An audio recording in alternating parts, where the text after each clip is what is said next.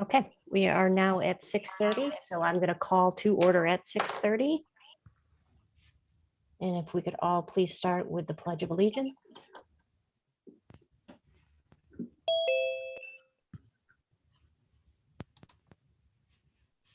Thank you, Devin. I pledge allegiance To the flag of the United States of America and to the republic for which it stands, one nation, under God, indivisible, with liberty and justice for all. Great, thank you very much. First order of business is public comment. So we will open the floor now for public comment from our participants and attendees.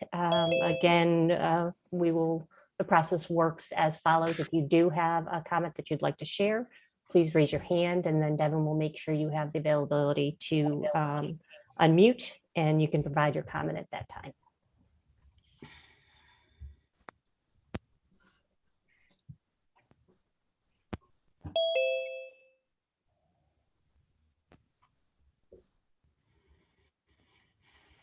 Okay, just one last call for any public comment.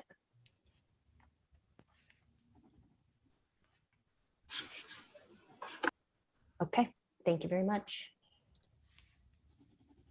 So we'll move on to next order of business, which is minutes. So could I get a motion to approve the attached February 10th, 2021 minutes? So moved. Johnny. Second it, Sharon. Any discussion? All in favor? Aye. Aye. Opposed? Aye. Opposed? Oops, sorry, I jumped in too soon. Opposed? Okay, unanimously approved. Next order of business is correspondence. This was correspondence received between the time frame of 2/6 to 2/19/2021. We have included both of the comments we did receive in the agenda, as well as the comments from Pierre and the questions on the reimbursement rate and the additional questions Pierre had. There are responses also included in the agenda. So that's kind of to complete that conversation, as well as we've also included the correspondence from John with suggestions. And that's what we received via written correspondence for that time period. Again, we do ask others to keep using that engagement form on our website. We appreciate that level of engagement. So again, if you can't make it to the meetings to provide public comment, that's a great way to get to us to ask questions and provide comments and feedback. So we're really encouraging people to keep using that as a way to stay engaged with the project. Okay, we're going to move right on to reports. Chair report is first up. I think we're going to receive much of our information in the reports that follow. So we will obviously hear a little bit more.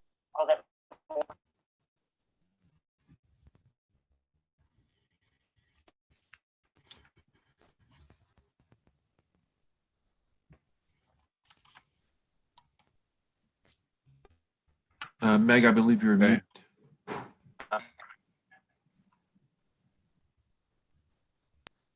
Is that better? Yes. How far did I get? What did you hear last? I didn't hear a thing. Nothing. Oh, you just saw my lips. We're gonna learn more later. That's what Yeah, we're gonna learn more later. that was. Did I get through correspondence? Yes.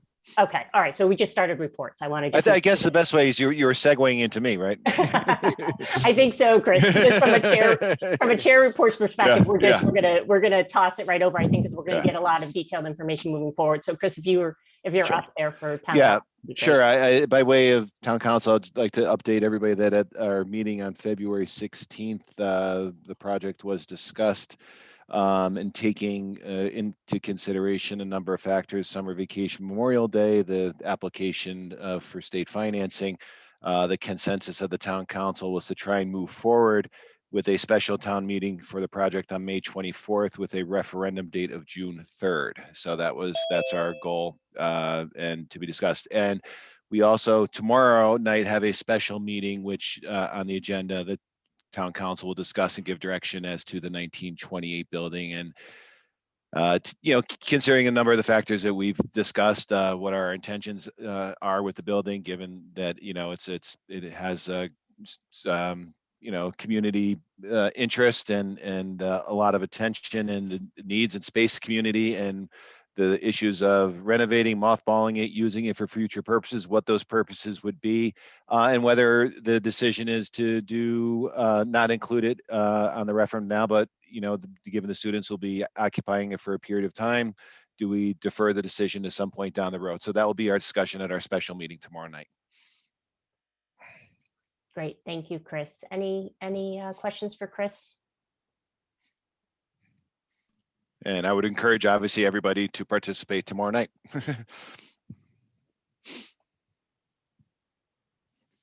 Great, thank you. Communication Subcommittee report, Kat, do you want to? Yeah, sure. So the Communications Subcommittee met this morning. We had a productive meeting and talked about ways that we can engage parent leaders, PTO organizations, neighborhood engagement, and kind of just setting this, starting our community engagement plan and public informational meetings. We had talked about last time how we wanted to do topic meetings. So we kind of narrowed down 6 topics that we would like to do. And we are going to put together a calendar and hopefully get those going soon. So does anybody from the committee have anything to add?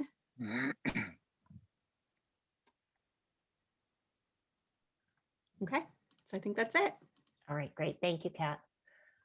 Financial Communications Subcommittee report. I can certainly provide this, but is there anybody from the committee who wants to provide any detail on this? I can jump in if necessary. We did have a Financial Communications Subcommittee meeting following the information we received from the financial forecast from Town Council. Now that we have a better understanding around the financial impacts of the high school project in context of the entire financial forecast, we as a group sat down. Ira was participating with us as well to talk about what's the best way and how do we make this information most clear for the entire community to really understand, and how do we put that in context of the value of the building and the solution that we're providing and the cost associated and what that impact would be. So we're going to continue those conversations, but it was a good level set once we had some actual real information to work with, now that we have a better understanding of the overall scope and estimated cost of the project. So it was a good meeting. I think it helped us understand, and Ira's giving us some good direction on what's most effective. How do we include that information in the newsletters? Is it best to show it in a graph or a chart, or what's the information that people really need in order to understand how that data, just the cost data, can be used in context of the project, and then use that to help make their decisions as they're thinking about the referendum and what they'd like to do there. So I think that's pretty much where we landed. Was there anything else anybody else wanted to provide on that one?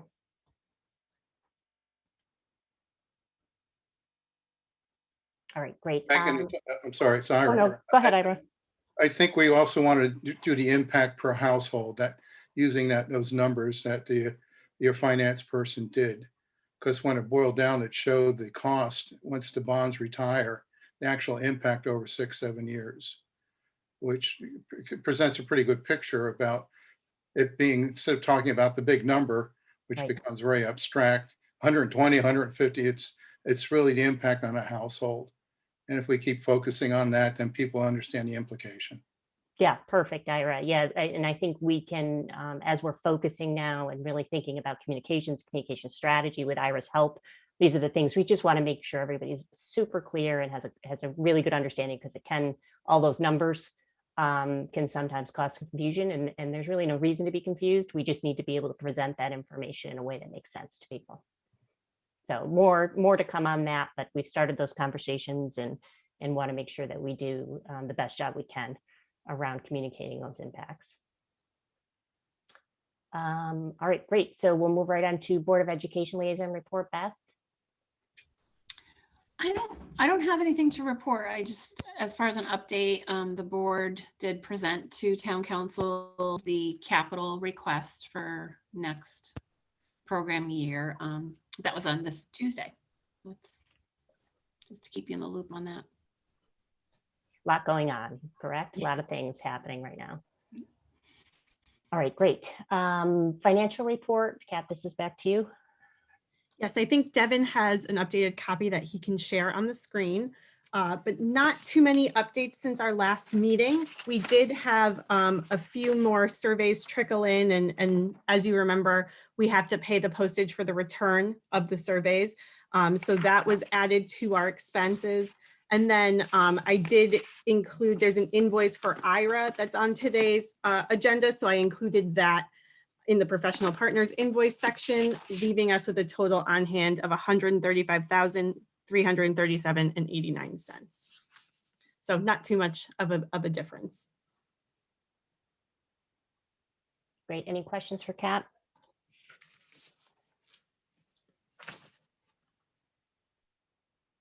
Okay, excellent. We have items 7 and 8 on our reports listing, and I am actually going to respectfully ask that we're going to defer both the state legislative update and the industry update to have those updates included in the new business item that we have included. That's new business item 1, which is to approve the amended cost estimate for the FHS building project. So I think the information that they're going to provide in these updates is helpful for us during that conversation. So keeping those two things together, I think makes sense. Will make our conversation more productive. So for right now, we're going to defer 7 and 8 until new business, which then leaves us to move on to presentations. So what we have slated for today is presentation of community survey results by Tall Timbers Marketing. So Ira, the floor is yours. All right, showtime. Devin, can you transfer over for me to show it? Okay, thank you. Can everyone see this? Yep. Yep. Everyone see, if you're on a small screen, I can enlarge it out if you want. This is a more full report. I mean, I have the report we did to the town council, but it's all based upon what you're going to be seeing now anyway. So I'm going to go through this, and what you're seeing in yellow highlighting here, this is all the quantitative information. We got back 1,111, kind of lucky number there, total surveys. 23 were unscannable or readable, 7 did not answer the number 1 question. And so basically, statistically, this is what we call a 97%, if we repeat it over and over to everybody, it would be 97% effective in terms of what we could use as our information. Better way to say it, minus a 3% error margin. So in other words, if we had every household respond back, the answer is percentage-wise wouldn't change very much, if at all. And even when we got the extra ones that Kat sent over, didn't change the percentages. Those were well over 100 on top of that. All right, so we're starting here. What we want to know, the basis, again, of doing a survey is creating a baseline of understanding and what the community knows about the project and what they want to know about it and how they want to get information. And who were they based upon the demographics and what we have to think about going forward. So the first question, are you aware of the building committee? 50% said yes, 30 no, 37 fine. So that means the majority of the respondents here were aware of the project. I'll keep scrolling down here. How important to you to get information? I know it sounds like an easy question, but you'd be surprised how many people don't treat it as the most important. So anything over 50%, close to 60, will brings down as important. So it's quite evident people want information. Are you aware of the statement of needs? 62% said yes, and 23% somewhat. I was interested in that because that hasn't been floating around a lot. So they're somewhat familiar with that and not quite sure where they're getting the information other than going to the website. And we'll talk about that in a little bit. It's good to know they're at least aware of it. Have you been willing to view the architect's schematic? 38% said yes. But keep in mind that's relatively new. That was from last fall. 62% said no. And this, we're asking now what are priorities for the project. So we ask a series of questions.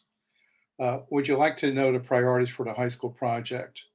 And this one focuses on current facilities, limitations, and issues. So 61%, we're only picking the top two here, or the top two in terms of percentage wise. So 61%, yes, that's a major impact. That's a pretty good number we should be focusing on. Enhancing the educational programming, that was at 57%. And that's again another good number. Improving the learning environment, that's 62%. So those are what we call value questions that kind of give us an indication they understand or want to understand more.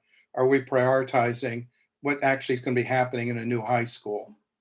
And so that, obviously just a really good responses back. Improving the school non-classroom facilities.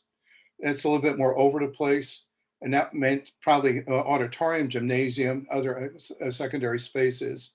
So that means we have to talk about the value of those things, because most people are respond to this, think of only the classroom. These aren't bad numbers if you go all the way down to 3, but I think it's important to think about these as more discussion about the overall building usage and how other non-classroom or teaching, formal teaching is going to affect them, excuse me. Security and safety, that's a no-brainer. That was 66%. Ed number 3, well over 80%. Flexibility, adaptable space for community use. There was interest in it. We came in kind of all over the place, but obviously it shows people say, yeah, you know, it's good to know that.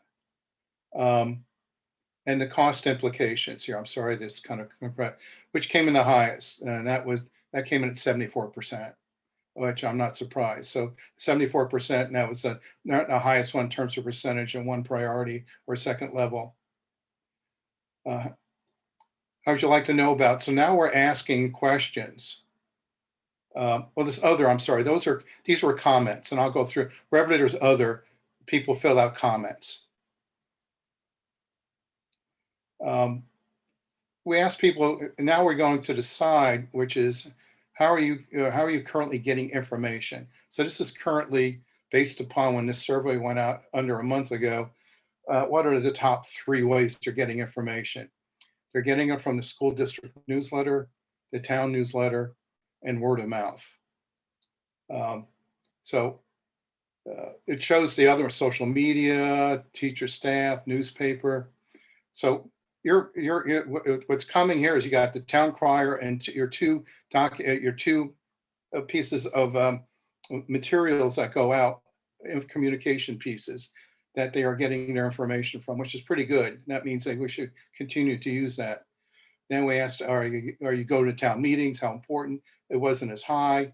That the ones who go are aware of it or watch it online. They are recognizing a town meeting is important.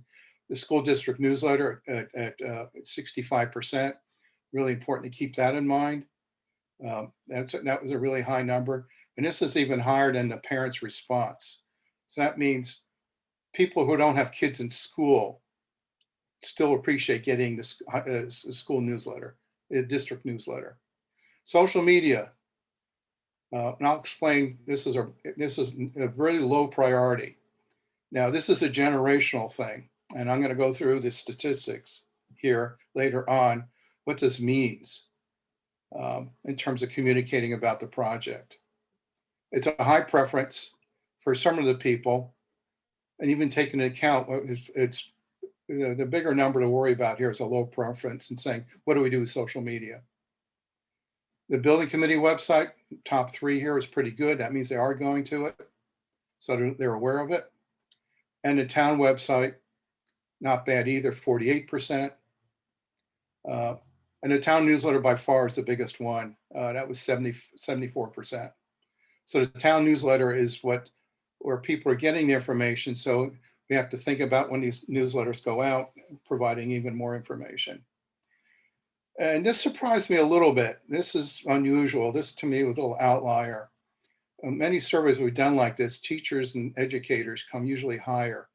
And again, I can explain this when we look at the demographics of the people responding to the survey. usually they like to hear what teachers and staff think about a project like this. So there's an opportunity here to think about that. The newspaper, as you know, it's not, doesn't have the effect. If this was 5 years ago, you would have seen 40% up here. The average age of the reader of the Hartford Current, 62 years old.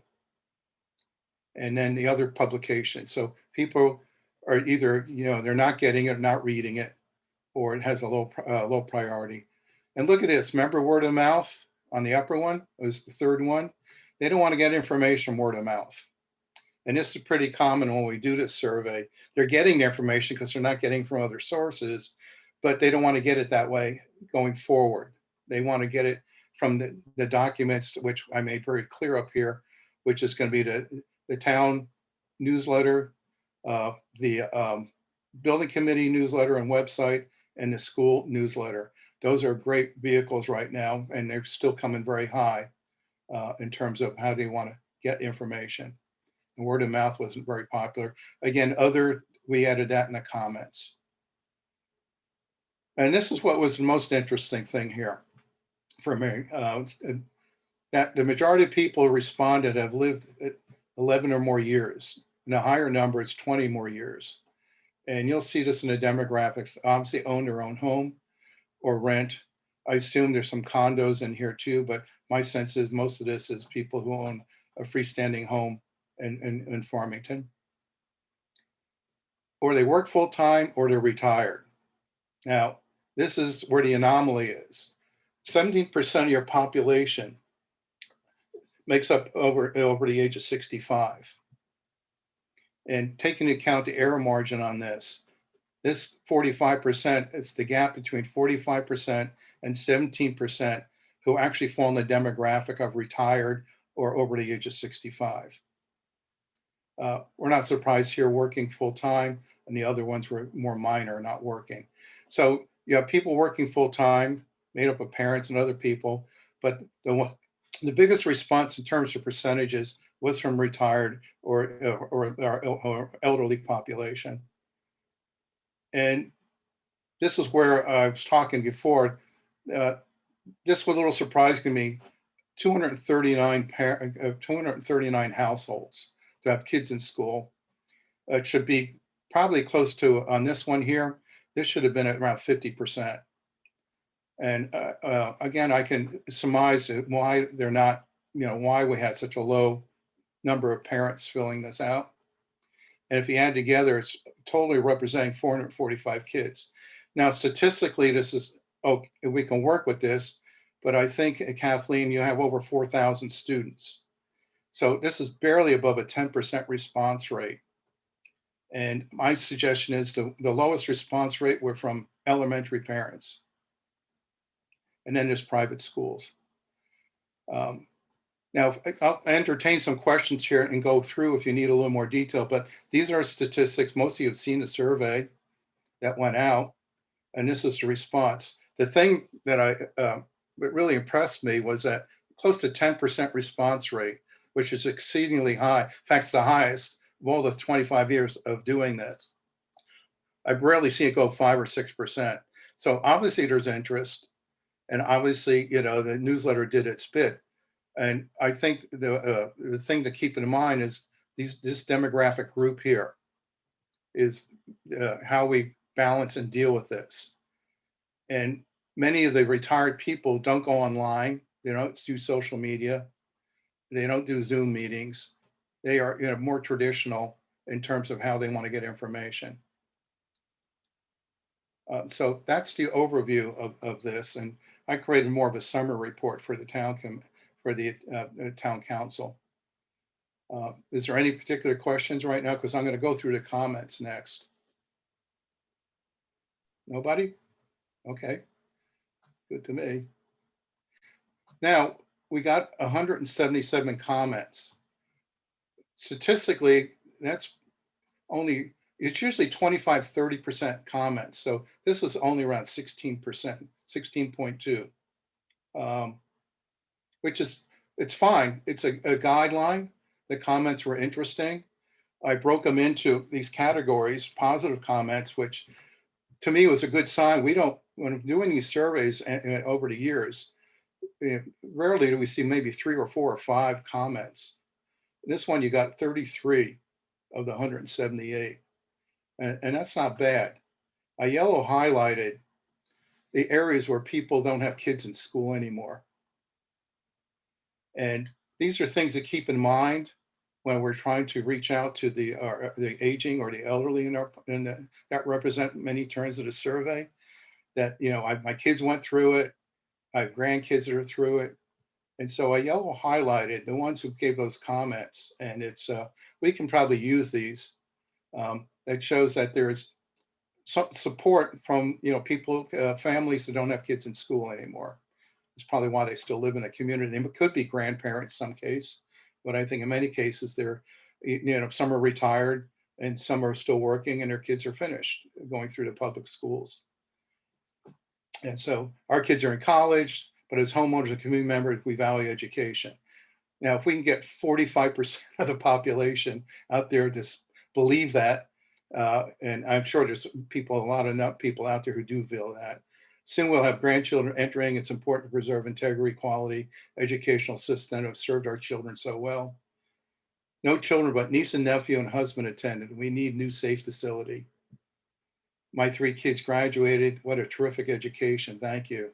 My 3 graduated from a high school, great school system. Keep up the great work. So these are non-solicited. And this is somewhat unusual to get these kind of comments because we didn't ask them to give us positive comments. They just volunteered to do that. And so, I mean, there's a lot of good ones when you see this report, and we'll send it out afterwards. I wanted to show it to you. If anyone is on the committee, we will definitely send it to you. And then the thing I'm mostly interested in, what we need to work on, people who took the time with specific questions. This should be a focus going forward on the second newsletter and answering these questions or going a little more in depth. And so a yellow highlighted here, there was a bunch that came back about projected popular enrollment, projections, student growth, what will be the impact to the current students, is there a future decline in student population? So I think we have to answer that question on the next newsletter. And kind of separate out, does it matter if there's 100 kids more, 100 kids less? Does it change the way the new building will be operating? Because we know space is used differently, but we do have to address that. There's also about if you start it, when are you going to start it, how long, the construction schedule, and then there's the cost ones. Can we see the cost for the the building, the timeline? As a senior, can I reduce or eliminate my tax contribution to this project? How much will the state give? So these are things you're familiar with, but again, they popped up as questions. And again, we probably have to address these. And then the other ones down here I thought were important to know for questions. Will project oversight manage quality of work and protection materials? How disruptive for current students? What would be the disruption? How are you going to deal with traffic? Pretty practical questions here. So again, we probably have to answer these a little bit more. And the status of accreditation based on this. And then there's a bunch of other questions that are all kind of, some wanted to have a swimming pool on here. Is that planned? Why wasn't this done a while back? What happens to the existing high school building? And I think we have to, and we have mentioned that, but I think we probably have to deal with that. But these are kind of single areas here. But these were kind of bunched together. So to me, they have more impact and things that should be more addressed than ones I've highlighted here. There's also people who are concerned about COVID, ADA, and safety. I kind of lumped them together, ADA compliance, COVID, how are we going to deal with this stuff? This was interesting. Pandemic has helped us focus on better planning. So that gets into not just the security, but also the safety in the building. So people might be interested in airflow circulation and health areas. That might be important to do. And dealing with there's some ADA issues in here at special education. And the other section, these are just recommendations or general comments. They weren't asked as questions. They probably could have turned into it. This was here, there was some interest in, is this gonna be energy efficient? Is there green technology involved? So it's percentage wise, this would be, if I broke this out, it'd be around 10 to 15% interest in community members about the idea of energy efficiency and using latest technology and so forth. Then there's some all over the place here. Save the original historic building, use it. Those are the only two that came up. Maintain high education, improve graduation ratio. I'm not sure what that's about. You already have a high ratio. Explaining non-classroom facilities used by public. Well, that came up. We asked that question. Robotics, you update the auditorium. So these are kind of all over the place. It's just like people giving their opinions. I want a culinary program, have major issues causing a drop in SATs. So there's negative comments in here. I've kind of bumped them all together. Don't make a castle or prison out of it. We already have senior center, town hall. So a lot of this has to do with explaining why this building is necessary. But I think those came up in the questions above. And then you got some, I would say, general comments. They sound a little silly, but they are there. Apartment people fill up our schools. I have no idea what that means. I don't have any children. Resale my home. Too late, but let's get this done, so forth. So those are kind of like statements. And then up to there's around 54 questions, all about the taxes and the cost. I didn't highlight them. They're pretty repetitive. Keep the costs down. I don't want my taxes to go up. A lot of them say I'm seniors. I don't want to pay for this, and so forth. I'm over 65. Stop wasting money. And this is very typical, but as a total response rate, percentage-wise, it's not that high. And of course, we're going to address what the cost is and what it is. But I think no matter what we say to people who don't want this, it's a hard time convincing people saying this is worth your investment. And it's better to go, I suggest, going up to the questions, answering these questions and continuing the ones we had already listed. That's what I got out of reading the results. Is I think the questions are always more important to answer than the comments are interesting. It's not, I disregard those, but it's more important that if someone takes the effort for a question, that provides us an opportunity actually to deal with the comments. Does anyone have any questions about this?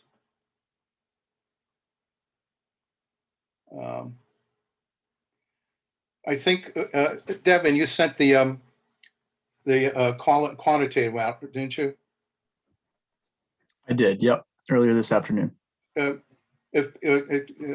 course, I don't see a picture of you folks right this moment, but if you want, we'll, obviously we can send this.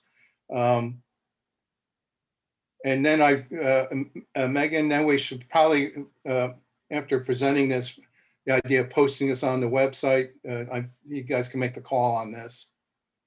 But I wanted you folks to see it before I recommended posting it. Let's start with any questions for Ira on this information, or thoughts, comments around what we're hearing and what we're learning.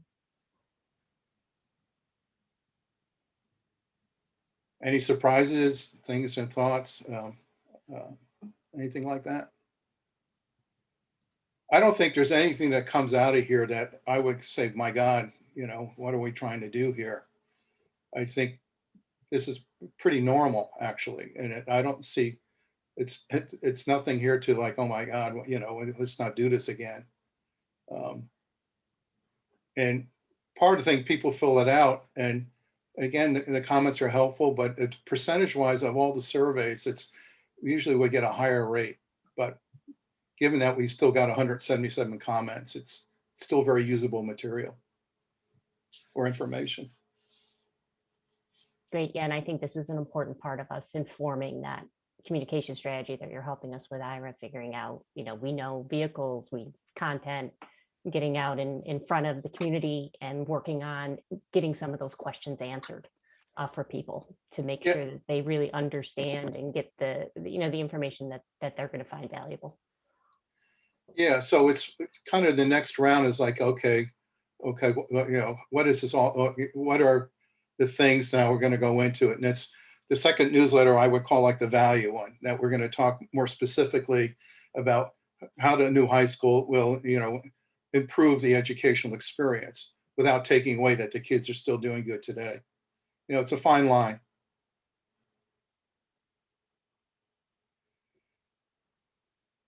Okay, any questions or thoughts on the committee?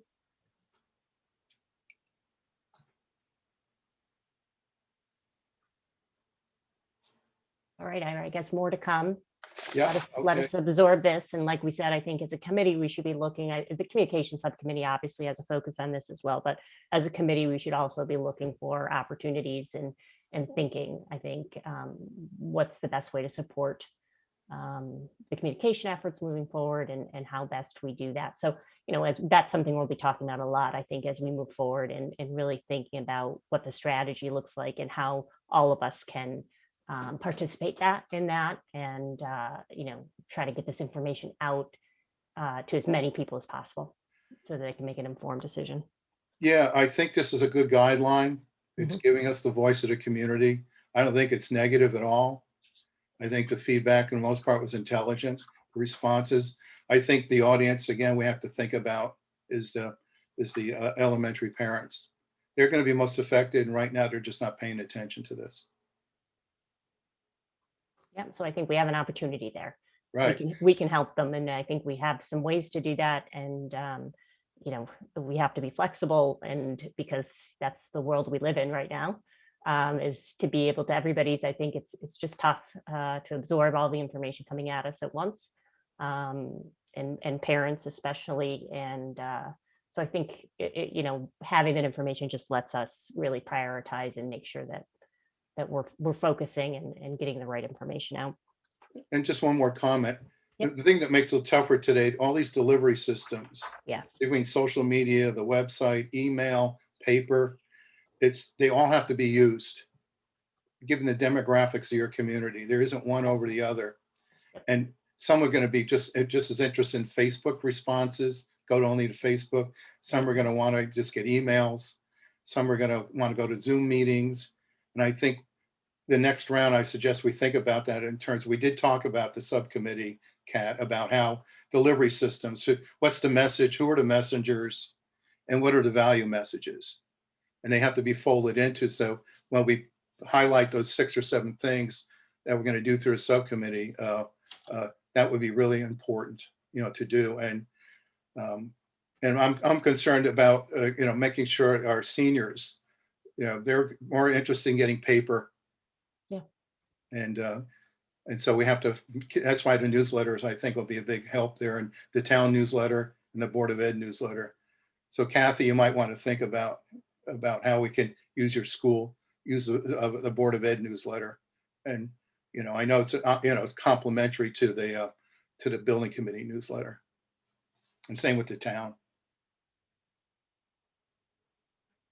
All right. If there's nothing else for Ira, thank you, Ira. Appreciate the information. No, thank you. All right. Next order of business on the agenda is item H, new business.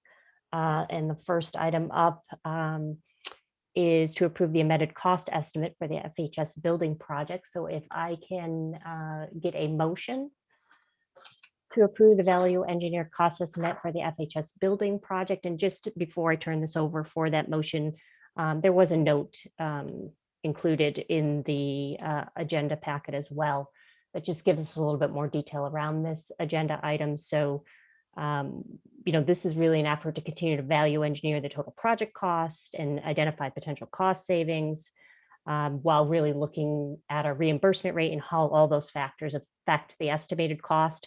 So that's the conversation that's going to fall underneath this agenda item tonight. So if I could get a motion to approve the value engineered cost estimate for the FHS building committee, or building project, excuse me. So moved, Johnny. Second, Wendy. All right. I'm going to open it up for discussion, and that means I'm actually going to ask both, I think Mark, I think you're going to go first tonight. Mark and Chris. Yeah, that's fine. So Devin, you want me to share my screen? Or I could do that. You cannot share. All right, I think you should be good now. Okay, let's see what we got here. All right, I'm going to shrink everybody here.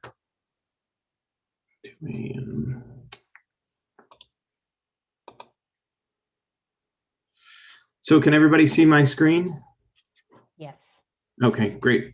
So just over the next few minutes, I'm going to share with you the following 2 slides, which provide a new budget recap based on the 2021 reimbursement rate changes.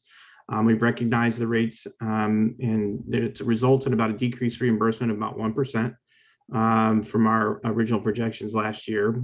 Based on that information and given the town council's charge to keep the net town share within that range of 105 and 110 million, the professional team went back for a deeper dive into the cost estimates to find some opportunities and ensure that really the committee meets the charge while incorporating the new rates. And so I think it's important to mention that we continue negotiations with the state. And really the first slide here is to recap a recap of rounded costs, while the second is going to show the proposed reductions, reimbursement rates, and really how the professional team derived at the numbers.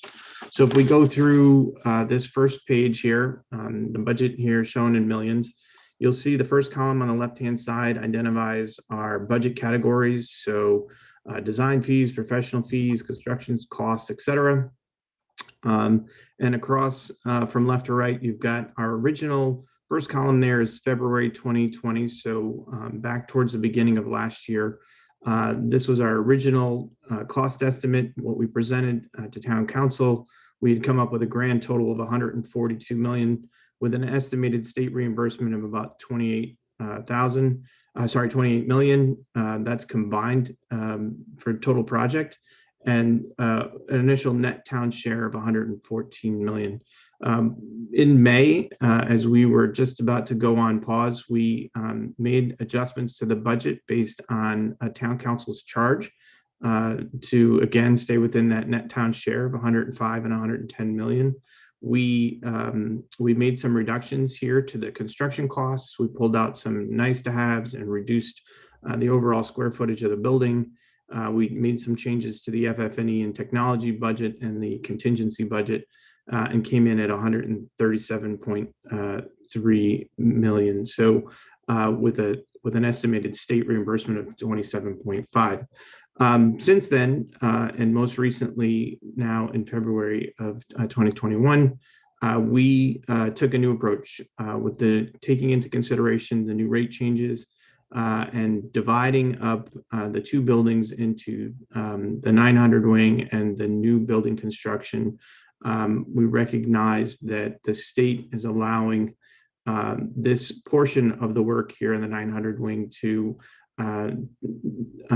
be submitted as a separate grant with the reimbursement rate of renovate as new versus the new construction rate for the new building. And so we separated those out. We took a deeper dive into these numbers. You'll see between these 2 here, it's 5.6. So about 100,000 less than our May adjustment on the design fees. Same thing, about 100,000 less in our professional fees. And then we went down considerably in our construction costs, down to about 115 million from 117. And then FF&E technology, it stayed somewhat the same, so it's off by about $30,000 based on the rounding, and then the owner contingency, sort of same thing. So new grand total of this year 135.8 with the reductions, a net town share, a new net town share of 109.5 million. So a little less than actually where we were in May. So we sit in a little better position than we did. I'm going to share now with you how we got to those numbers and the recommendations that everybody's reviewed and voted on. So here we've got our working document. This is how we put together the numbers. Same budget items or categories here on the left-hand side. You'll see again the May numbers, most relevant, most recent. And then here, the February 2021 breakout between the 900 wing and the new building. The 900 wing represents about 4.36% the total costs of the project. And we have plugged in the new rates here. You'll see the reimbursement rate here for renovate is new is 28.93%. And the new construction is 18.93 here. So as we go down and across the way for each category, this again, here's the $100,000 reduction in the AE design fees, another $100,000 reduction in professional fees. Within professional fees, that's made up of project management fees. There's fees in there that we have set aside for testing, inspections, surveying, and there's bond origination fees. There's lots of things that are lumped into that professional fee, and we feel comfortable with that $100,000 reduction in that number. The construction costs, these two numbers here add up to that 117. With some of these new proposed add alternates. So if you remember in our last process, we selected 4 add alternates that are nice to haves and could be added back into scope depending on the bidding process and the market conditions. We feel that we've identified another 4 proposed alternates that we could add to that list that could come out of that original cost estimate. So these dollars here, these deducts result in about $1.2 million of items. And I'm going to ask Richard, as soon as I finish up with these numbers, to kind of talk us through in more detail what these add alternates represent to the project. The FF&E technology numbers stayed pretty close to the same. Owner contingency, you'll see we split that up a little bit.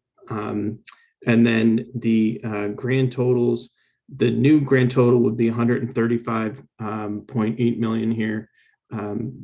State reimbursement, total state reimbursement now is 26.3 million versus the 27.46. So again, we had 137.3, you got 135.8. We've got 27.4 here for estimated state reimbursement.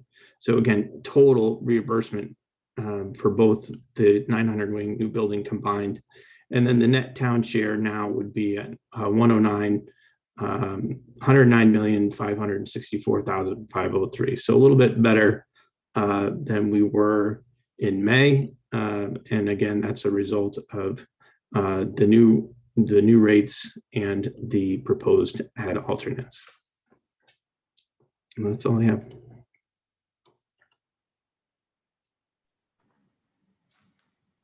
Richard, do you want to walk us through some additional detail?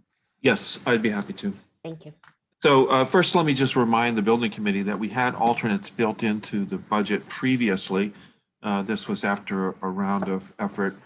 Last year, we deliberated with the committee on several items and ended up with 4 items that would be nice to have. However, and we said we could certainly add them back in if bidding would be favorable. So those 4 alternates that we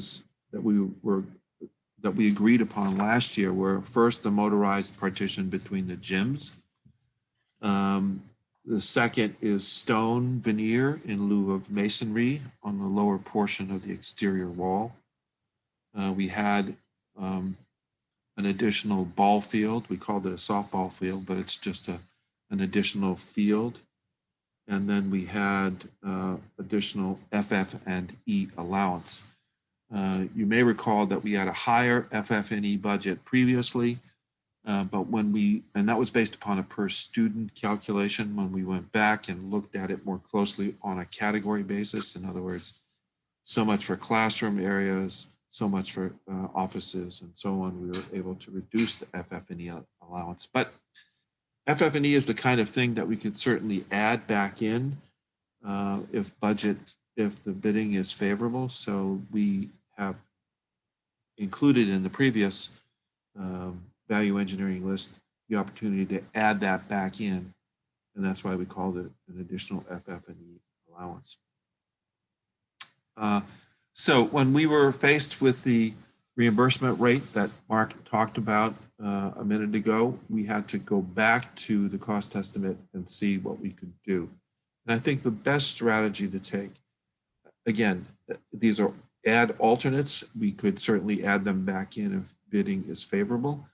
And so we're suggesting 4 additional alternates be added to the project to keep us on track to meet the goal established by the town council. The first of which you can see there says anti-graffiti sealer, $351,590.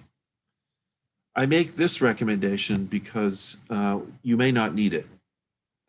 You know better about your experience in the facility when it comes to anti-graffiti on the interior walls.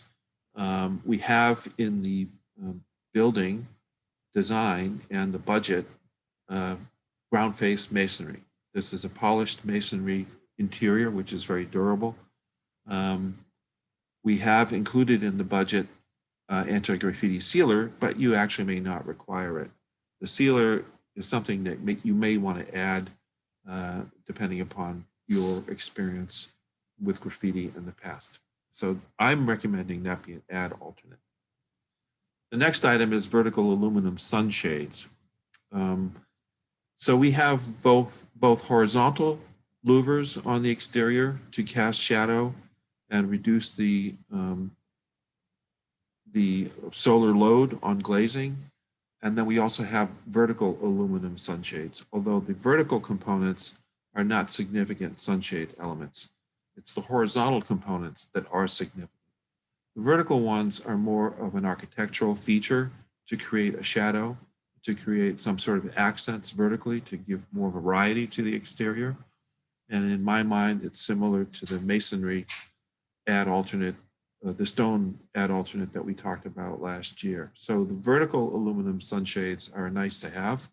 It's not necessary. They were not taken into account in calculating the energy load on the building. Again, if budgeting, if the bids come in a favorable way, we can certainly add them back. We can do some more studies to show the effect from an architectural standpoint. But I think that adding this to the add alternate list is the right thing to do. The next item, the wood acoustical tile in the atrium space. Remember, we have ceilings in the atrium space. We have budgeted in the project wood ceiling tiles. This is a louvered system. So for those of you who may have visited Guilford and some of other projects that we've done, you know that we like to use some wood ceilings in public spaces. It adds a lot of warmth to those spaces, but it is expensive. It's more expensive than conventional acoustical tile. What I'm suggesting is we take half the amount, the premium that's associated with wood ceilings instead of a regular conventional acoustical tile, leaving half still in the project. If we do this, then we could add this add alternate of $320,000 to the list. And the last item is a line item in the cost estimate that's identified as other signage and graphics. It's really not specific. So we have already built into the project signage and graphics that are necessary for meeting code, for directions, for anything that is required for wayfinding in the building. But then there's this line item in the cost estimate that says other signage and graphics. Perhaps these are area identifications, the such and such auditorium, the such and such commons room. That item hasn't been identified. And it doesn't necessarily have to be paid as part of the building project.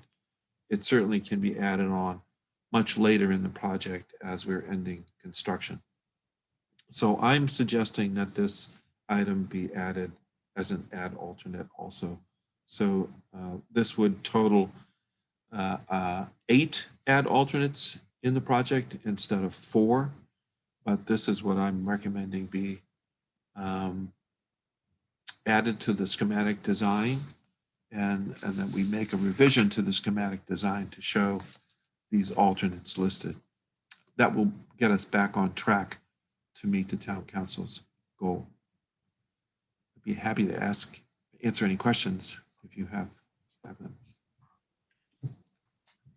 Richard, I think it's just important to add too that again, you know, and you did touch on that too with the other signage, but I think all of these are none of these are critical path items. And so we could really hold on to these through the bidding phase and even into the start of construction before we needed to recognize whether or not the market was favorable enough or whatever it might be. So the decisions could come later on in the project. That's correct. But in order to get to the goal line here, we do need to identify these as add alternates. Correct. Yes, I meant if in prioritizing the add alternates list during the bid phase and during into construction, right, these particular items could get pushed out considerably. Right. None of these items are affecting the program, square footage, numbers of rooms. They're not affecting any of the mechanical items, energy saving items. So they're strictly nice to haves, in my opinion. Yeah, and you're right. We can defer the decision until after bidding. Thank you. Thank you.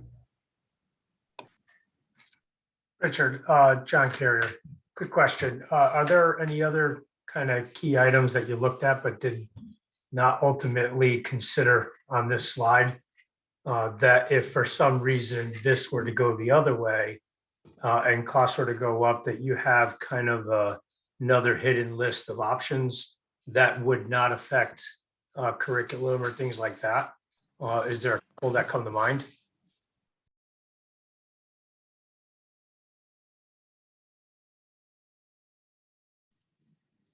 Richard, you're muted. Sorry, Johnny. We did come up with a list that went below our target. And then we decided not to include them. And I honestly don't have that list in front of me, but yes, we did go further without affecting program or components. And I don't know, Mark, if you or Chris recall any of them as an example. But yes, Johnny, we did go beyond the target. Yeah, I think we talked about things like mirrors in the fitness room, things like that. There were some ancillary things that that were discussed. I don't think they added up to the dollar amounts you see here, but there were some other items, and I don't have the list in front of me either, but that could ultimately be discussed if but I think these were less of a priority than the others. Thank you.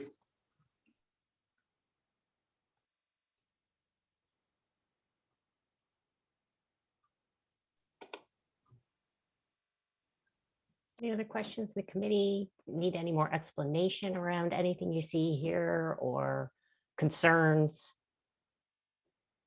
around these additional items as add alternates? Meg, hi, this is Ellen. Yeah. I just want to make an acknowledgement to our professional partners, our architect and CSG, you know, for the reductions to the design fees and the professional fees. We see that we as a building committee, I know we all really value your partnership, and I just want to publicly thank you for working with us to get to our goal. We appreciate it.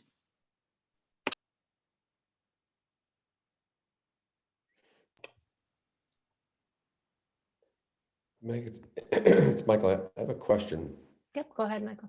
But it isn't necessarily specific to any of the items that are in here. So I'm going to do two questions. The concept of distinguishing the different reimbursement rates for renovation as new and new building. Would we have been doing this I guess what I'm wondering is I don't recall this level of wing and then building in a previous analysis. Is this something that would have been an avenue we would have pursued? Is that how you felt we would have got to the 20%, or how? So we looked at it as a whole with new construction. We had originated conversations back in beginning of 2020, end of 2019, right around that time frame when we were going through the architectural concept competition, design competition. This was a conversation that we had with Costa and the state in terms of how he'd like to see this. And one of the things that came up was this was, as we were still going through the conceptual designs, so to say that if you're going to do this, you're going to use the 9-100 wing, there's a possibility of an option to, roll all of this in as a separate grant application as a renovate as new. The conversations that Chris and team had with Costa most recently was to confirm that he was still going to honor those discussions. And so when we got confirmation that that was the case, we built this in. Okay. The other question I have is that I want to make certain that I have clarity around the particular statute that governs the state reimbursement percentages. And I'm not as schooled to this as others will be who are on this call, so I just want to ask the question. The overview that's found on the CT Gov page indicates that reimbursement percentages are calculated annually, and each project receives a reimbursement percentage based on the date the town or district secures the local share of funding for the school construction project. I guess my reason in asking this is the date that's secured related to when the application is filed, or is the date that's secured when you actually have a referendum that's in the affirmative? It's when the referendum passes. Okay. So we're a referendum community, so it's when the referendum passes. Okay. So I want to ask the question then from the perspective of the rate that you're quoting or that you're using for the projections right now is for 2021.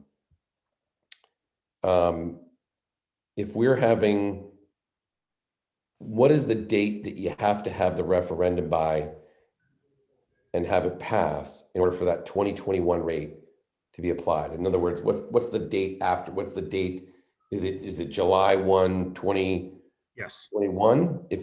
So it's after June 30th, then the rate could go up, down, sideways, whatever. Correct. So it's June 30th is the deadline. It's the grant application submission deadline. It's also the deadline for the referendum to lock in the current reimbursement rate. So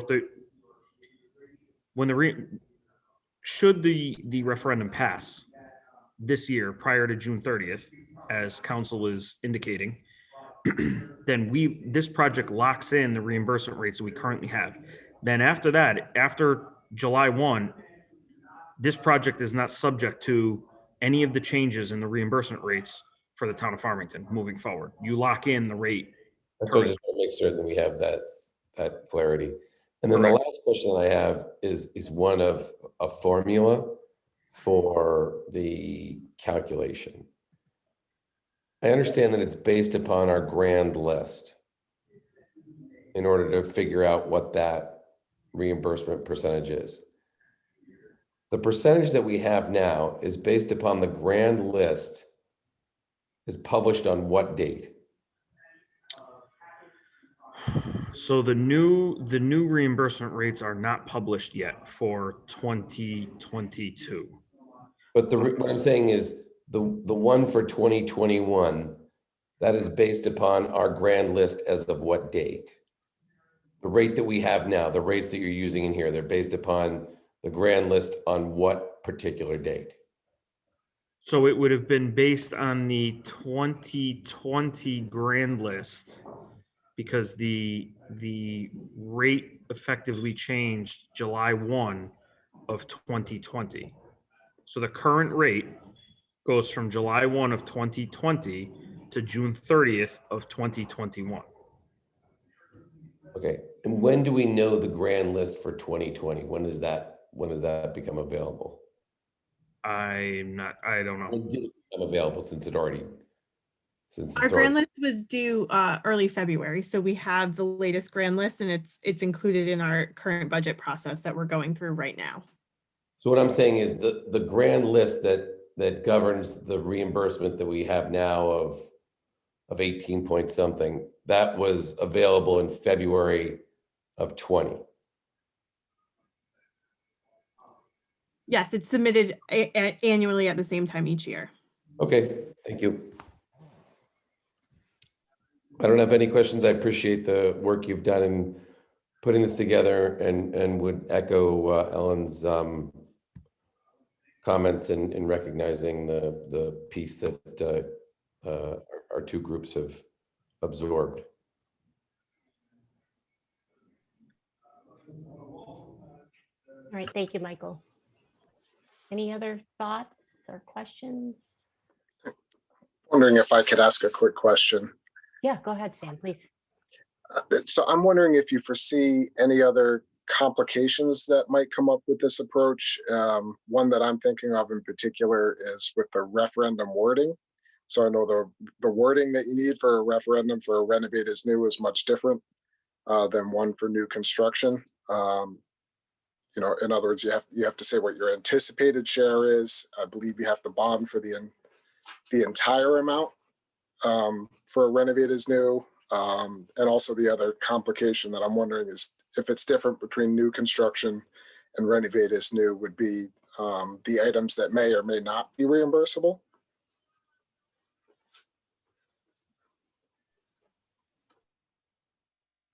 Kat, do you want to take the wording question?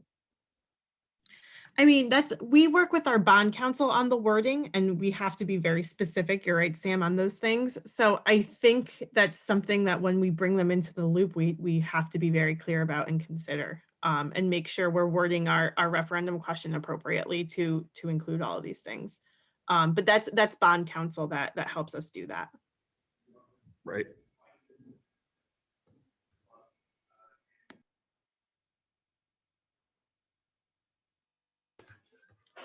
Okay, And Sam, thanks. and Sam, was there another half though to your question? I'm not sure if we got it all.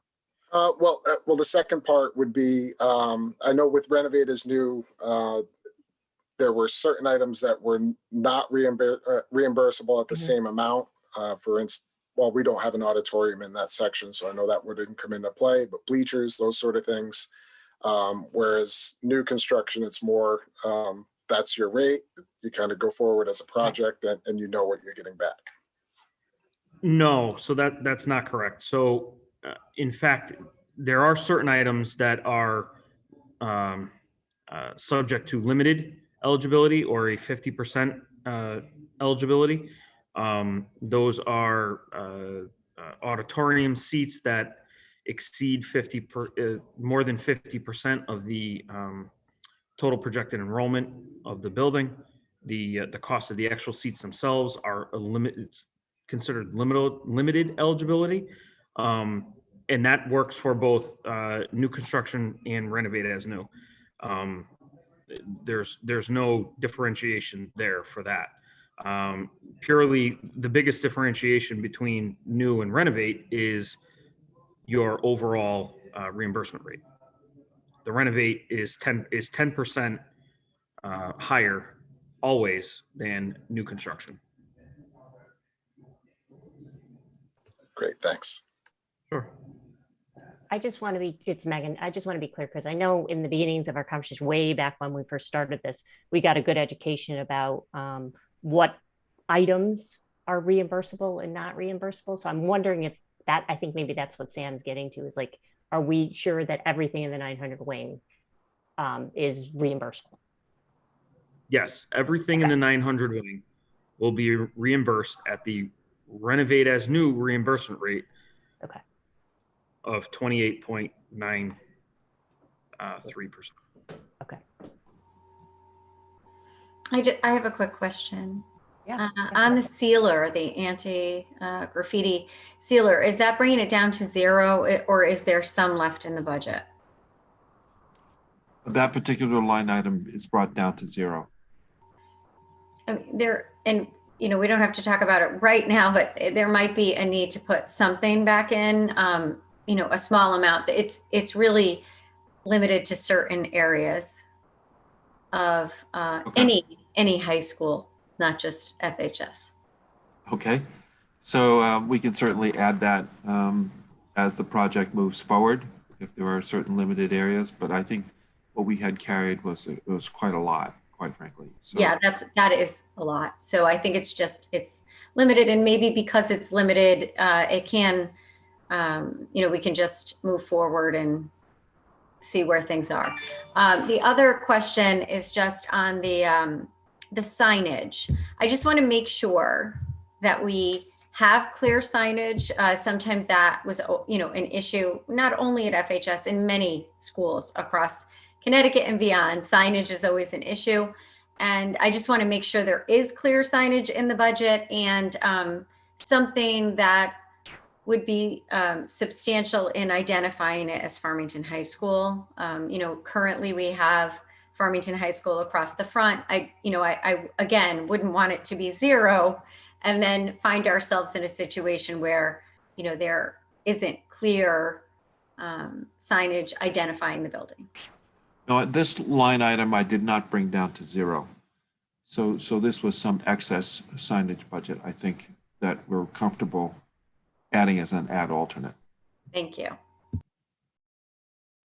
And again, the add alternates mean that they will be included when we go out to bid, and we can then pick and choose. And there's ways to go around that as well. So when we eventually have a construction manager on board, we can structure the bid packages with these add alternates as, so for example, the anti-graffiti, we can do a square foot cost breakdown, or lump sum. There's ways to go about that. We can break out the signage, and we can have specific. Right now, we're lumping it in as a large one line item idea, but that signage may be 2 or 3 add alternates. By the time we're done, depending on what we're actually trying to achieve, so that you kind of get a menu to choose from. And then depending on how favorable the bids come in, you then have the ability to pick and choose. And that happens, quite frankly, on just about every project. That's helpful. If I could take a minute and just pick up on what Chris said about favorable bids. So we recently had a bid within the past couple of weeks that came in. This happened to be in Manchester. And on that project, the bids came in 15% less than were estimated by professional estimators. So if you could bid like tomorrow, that would be great based upon the experiences that we've been having. And as you heard Chris mentioned earlier, that the reimbursement rate is declining. And so right now you're in a position to lock in the best rate that you have.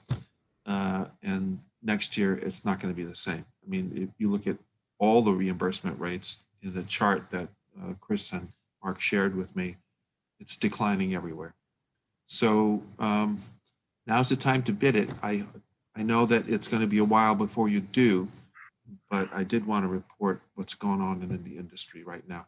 So your experience in a different sector may be different. I know Johnny is in a different sector of construction, but in what I'm seeing in public bidding, it's very favorable right now. It is. Public bidding is very favorable right now, but I guess what everyone needs to keep in mind is that we are probably a year and a half at this point away from a bidding environment, and it's really hard to tell what that's going to be as we sit here today. So we need to keep in mind that the estimate right now is based under normal conditions, not necessarily the conditions that everyone is under right now. Even though, yes, everything that's bidding today is coming in very favorable, there's a lot of time that's going to lapse between, now and a year and a half from now when we're ready to go out to bid. So, everyone just needs to keep that in mind. You're correct. Yeah.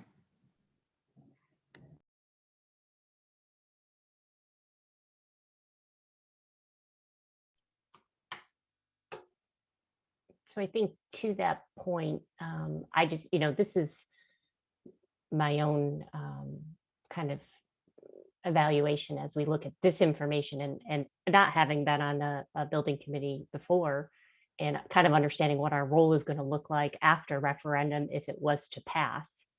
I think this is a kind of a good understanding of, we obviously have to go into detailed design. There's going to be a lot of conversations around those things. So Chris, I think that's a good example to let us know is that, there are going to be a lot of conversations like this, even in more detail, that we're going to have to talk about and think about.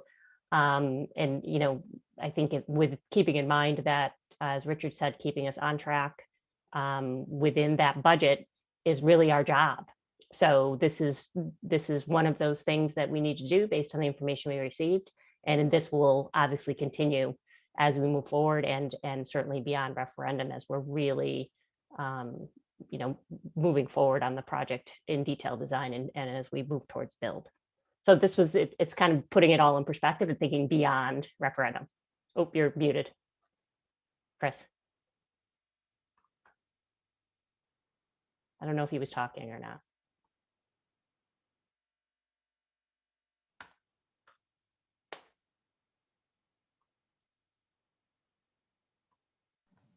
Chris, your mouth was moving, but no words were coming out. So we weren't sure you were saying anything or you were just. No, I'm all set. Thank you. Okay. Sorry. Anybody else have any thoughts or concerns, questions that they want to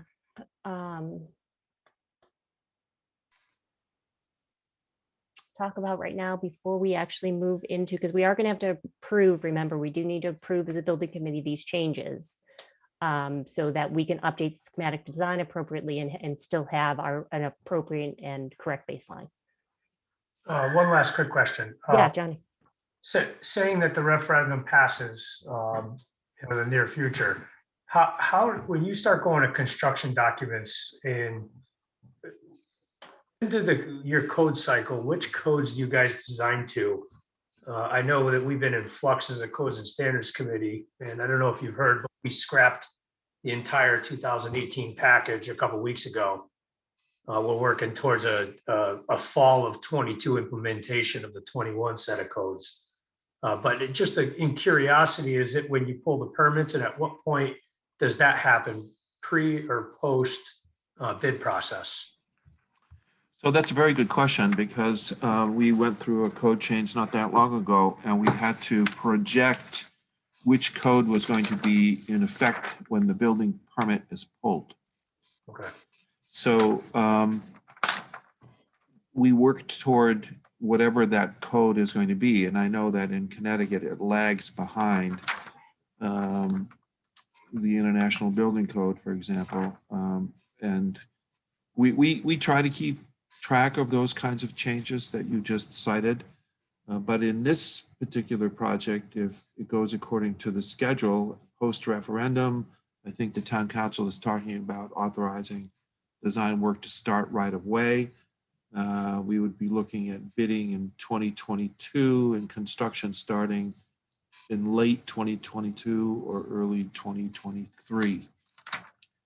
So we would have to anticipate what that code will be at that time.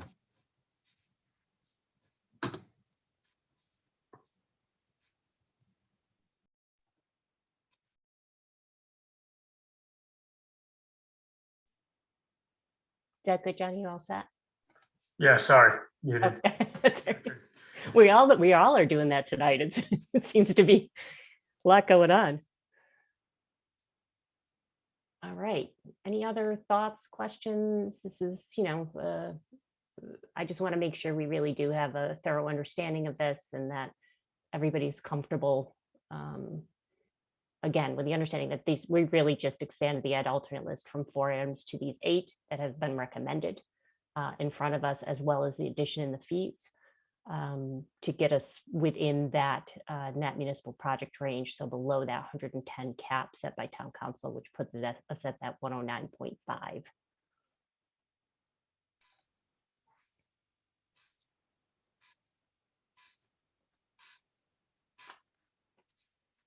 Okay.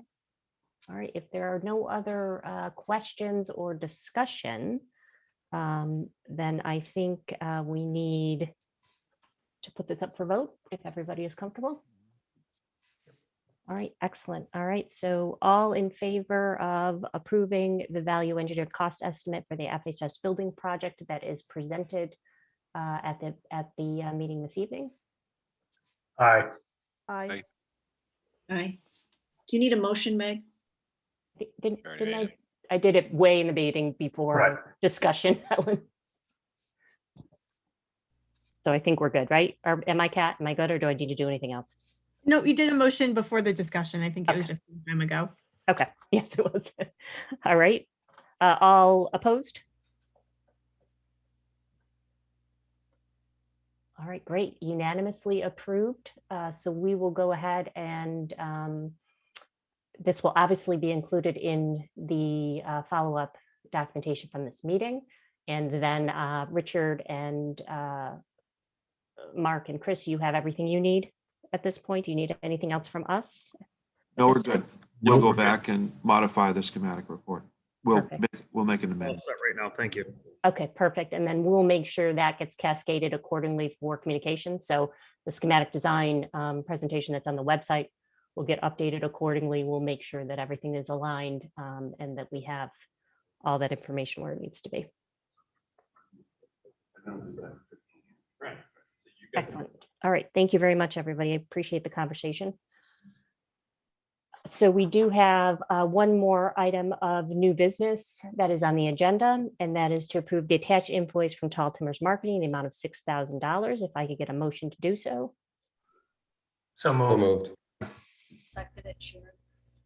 Okay, any discussion? I don't know if you want to pull that up, just the invoice is included in the packet, but this gives you some more detail.